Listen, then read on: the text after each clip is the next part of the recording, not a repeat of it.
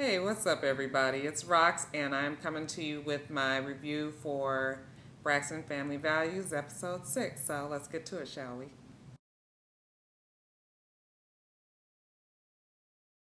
Okay everybody, so Trina, Tracy, Tamar, and Tawanda are all at Vincent's office and he's having a meeting with them because he lets them know that he thinks that they should do an inspirational album.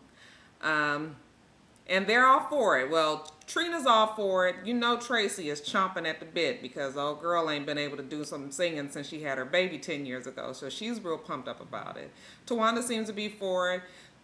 Tamar is kind of like not really sure because she is still wanting to get her career off the ground. And if she's singing inspirational songs, first of all, how are you going to be singing an inspirational song? You want to be popping it and dropping it like she said last week, you know. So that's not really the direction that she wants to go in her career. And then, you know, if she comes out with this album, she's going to be all tied up with doing their album and doing publicity and doing everything for that album. And she's not going to be able to get to her album. So I can totally feel her on not really being sure about what she's going to do. And then just to remind us of how good they are able to sing, they get up and they sing the Lord's Prayer. And it was a beautiful, beautiful rendition. Them girls really can blow. I mean, it was like pitch perfect. And I almost started shouting, hey, oh, there, almost. You should both be both shalolo bobo. Later on in the show, they are at Trina's house, and you know, they're just kind of talking about the album again, and Tracy is really kind of torn in between doing the album and her obligations to her family, because if you remember, she's married and she lives in Maryland. Her husband and her kid is up in Maryland still. She's down in Atlanta to do the show, but you know, she feels very loyal to her husband, who was there for her when the girls got their contract to make their album. And so she kind of feels like she can't just uproot him and move him to Atlanta. You know, it don't happen that way. You don't just tell your husband that you want to move down to another state and then he goes. So, you know, and Tamar is just giving her all this, like, you can't be doing that. You can't be worried about what your husband think. You got to live your life for yourself. Oh, Tamar, I don't really, you know, she just really works my nerves. You know what I really don't like about the girls is like they just let Tamar just kind of just pop off at the mouth and say whatever she wants to about anything. You know, most of the time it's her being very negative about their husbands, and she just gets to say whatever she want to say, and they all just kind of be sitting there like this.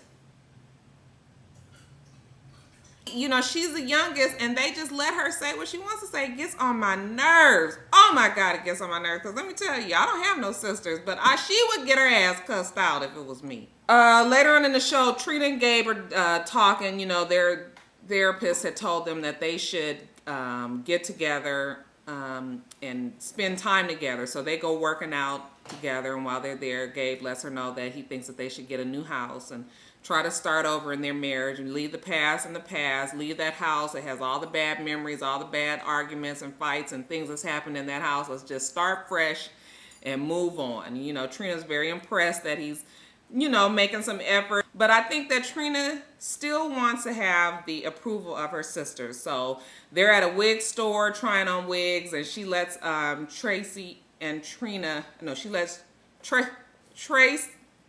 Tracy and Tamar know that she and Gabe are thinking about buying a new house. And, you know, Tamar is just kind of like, you know, so he just buy you a new house and that makes everything better. You know, just hating. They go to the house, and,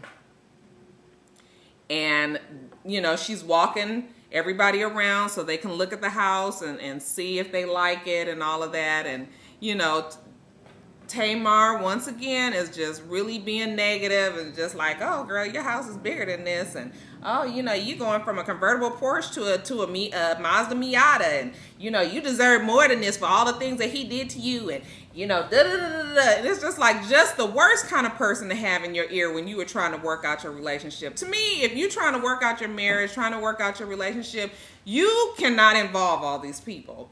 because everybody remembers all the negative things that happened to you in your relationship, all the fights, all the crying that you've gone to them and told them about.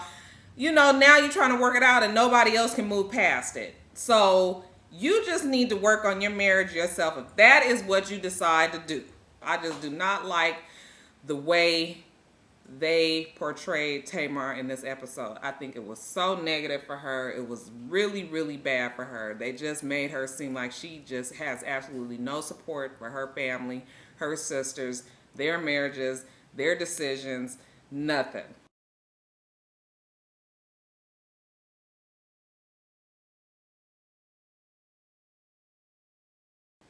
All right, you guys. So Tawanda, of course, you guys remember from last week that her and Andre and the kids have to move out of their house. So because Tony has this great big house and all these rooms and all this space available, Tawanda and Andre and the kids are moving in with Tony. And I thought that was really good of Tony because you know how it can be moving in your family. Tawanda is with the broke down bitch ass Andre. I cannot stand him. He is... The whole time they're moving, first of all, did you guys see how he was trying to be so touchy-feely and kissing her on the forehead and all of this stuff? Kind of like how the woman would be trying to be supportive of her man if her man had to do this kind of thing. He just asked her, okay, so what do we do next while they're moving the furniture? And I'm looking at him like, he was a sorry motherfucker there.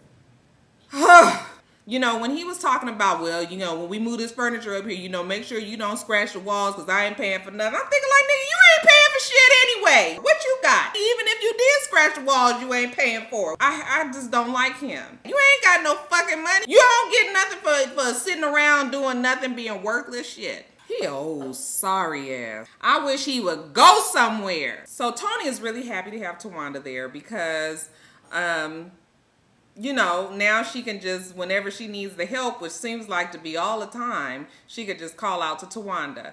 Tawanda is stressed the hell out. Not only is she now taking care of her kids, but Tony relies on her to help out with her kids and still do her job of assistant, personal assistant.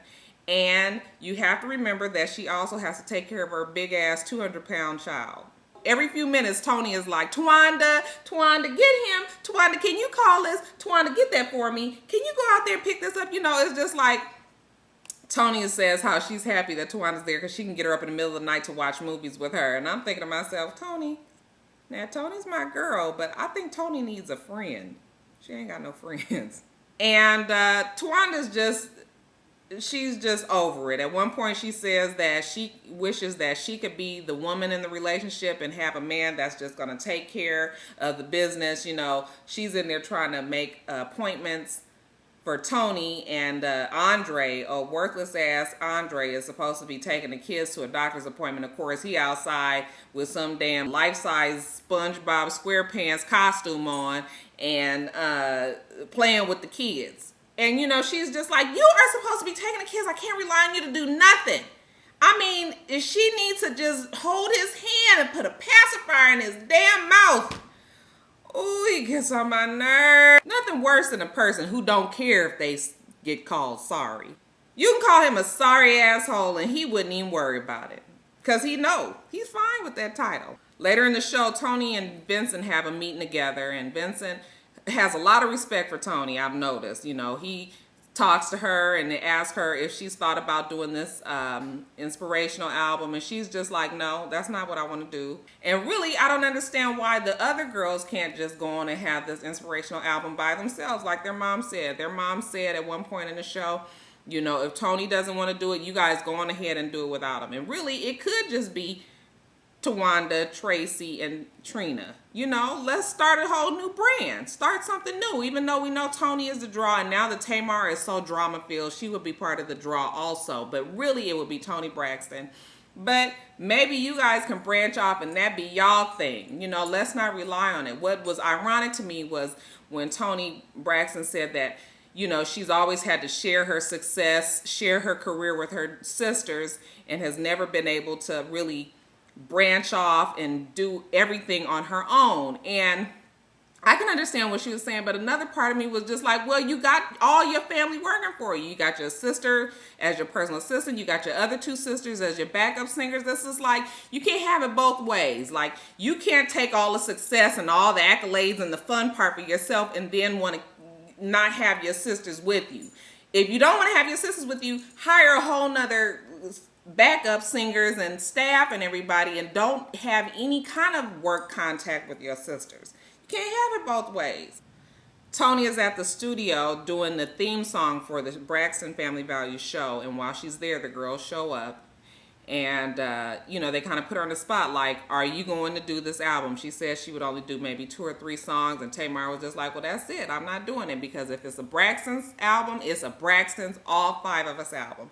If not, I'm not doing this. So, hey, it looked like it ain't gonna happen. And what it really looked like was Tracy was just like, you know, Tamar is messing it up. But, you know, y'all step out on faith and go do it yourself. I mean, that Tracy is like, it's damn it, somebody gonna make an album with me today. All right, you guys, so that's it. A real quick review. I am exhausted. I've had a long day today, and so that's why I'm home now doing my video instead of in the car. I want you guys to rate and comment and subscribe to my channel. This is for itsrox, and my name is itsrox, and I have a Facebook and a Twitter page. They're both itsrox. You can follow me and like me all you want over there.